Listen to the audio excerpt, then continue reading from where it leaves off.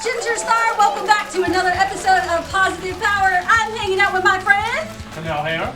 Yes, and what are we doing today, Kennell? We're hanging out on a modeling set, taking pictures of various models. Yes, and we have some really popular, famous models that are coming up, and we're going to be doing an interview really soon. So as always, let's get positive! Moon Healing Activation! I'm just here to entertain them. Let's get positive!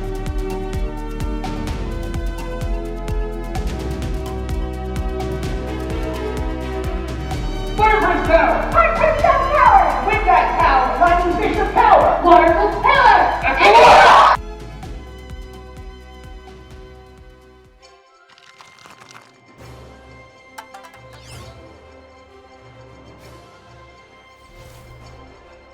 Guys, it's Ginger Star. Welcome back to Positive Power, and today, who are we interviewing, Kennell? Hi, everybody. Walker.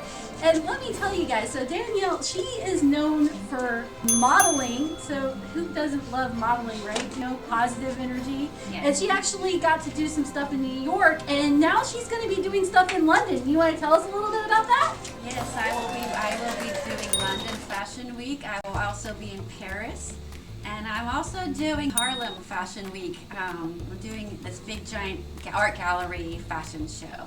Can you tell us like any fashion or like outfits that you're going to be modeling? Well, when I'm in Harlem, I will be modeling for Melanie Caballero, and she is presenting her Frida collection. And it will be released in the galleries in Harlem. That's really amazing. How did you get started? I got started with my McDonald's sweet tea. I was in McDonald's and I was talking about my dancing, and the guy behind me heard me talking, and he said, "Would you like to be in my music video?" And I said, "Oh my God, yes, I'll be there." So while I was there, a headhunter from Vogue said, "Here's my card. I want you to call Miss Catherine Neal." So I'm like, okay. I gave her a call, and a month later I was walking in Vogue. And it just exploded from there. Oh, so you're a dancer. Like, how did you get started dancing? Where did you train at? I trained at Roland's Ballroom Dance Studio in Hope Mills, North Carolina. I started as a dare. I was giving my mom home hospice, and we were talking about Dancing with the Stars. And while we were watching Dancing with the Stars, I said, you know what? Learning the tango is #1 on my bucket list. And my mom said, "Oh, go do it or forget about it." And I never looked back. Dancing fixed my broken body and my shattered spirit. And dancing, it helped put all those pieces back together. Oh, It's wow. an amazing story. So do you feel like you have like a particular favorite dance? Or like Argentine anything? tango is my baby all day long. Can you show us a little bit? You don't have a partner.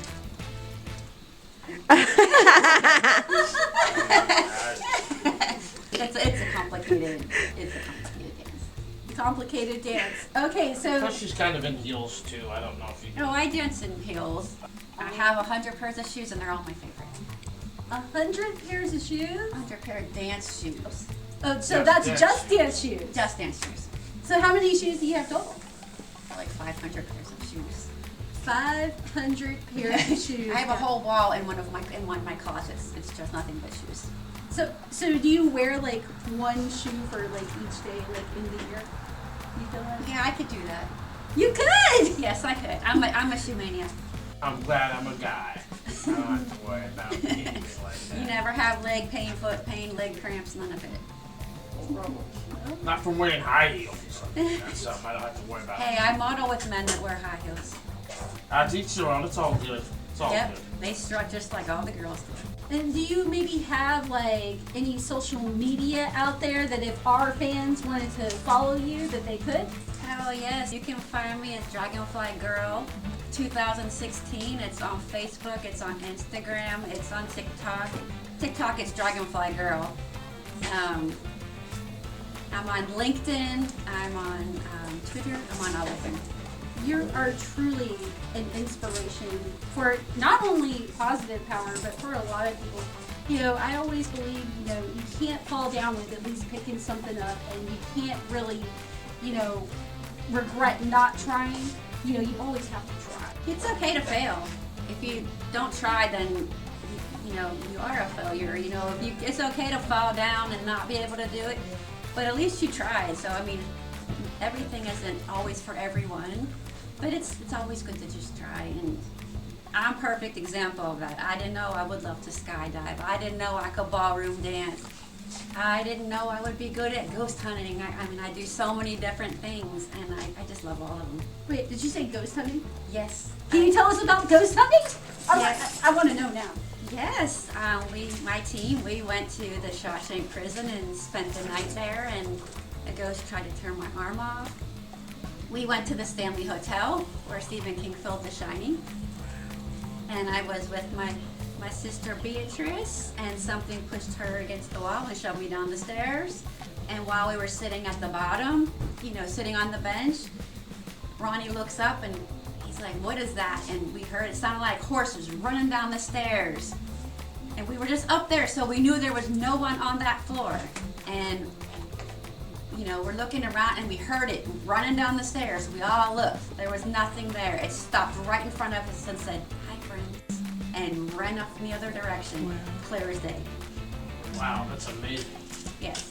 We've had lots of great ghost stories with a lot of reactions and voices, and I talked to a ghost named Mark in the attic of the Shawshank prison, and I had these little bouncy light up balls, and I had them in 3 different spots, and I said, "Can you light up the one by the window?"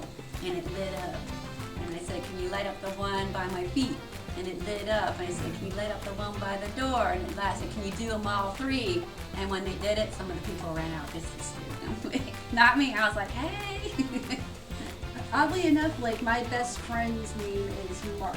That's very coincidental. Well, I got obsessed with ghost hunting when I was probably maybe 40s, and I went to visit my family in Pittsburgh, and being sick and having instances where you can die during surgery, I feel it made me more of an empath where I can feel things. I don't hear ghosts. I only saw that ghost that one time, but I can feel things sometimes. I think about it. Do you feel like there's any ghosts here in our presence right now?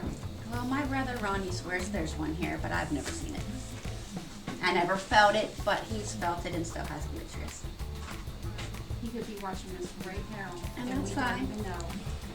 I always got something to say. And if you had to give any advice for someone who might want to get into modeling, or if you wanted to leave like a piece of history or a piece of wisdom for someone who might be watching this show today, what would it be?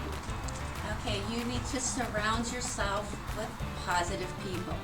I do not work for designers who body shame. I work for all-inclusive designers who design for every woman from a size 0 to plus size. Because the average American woman is not a size 0. She's not 6 feet tall. All the women are beautiful, and you need to find a designer that embraces the same mindset that you have. And if anybody treats you like you're not good enough, then they don't need to be in your space. You need to move on and find somebody that is. Well, guys, that's all the time that we have for today. But before we go, As as always, stay positive.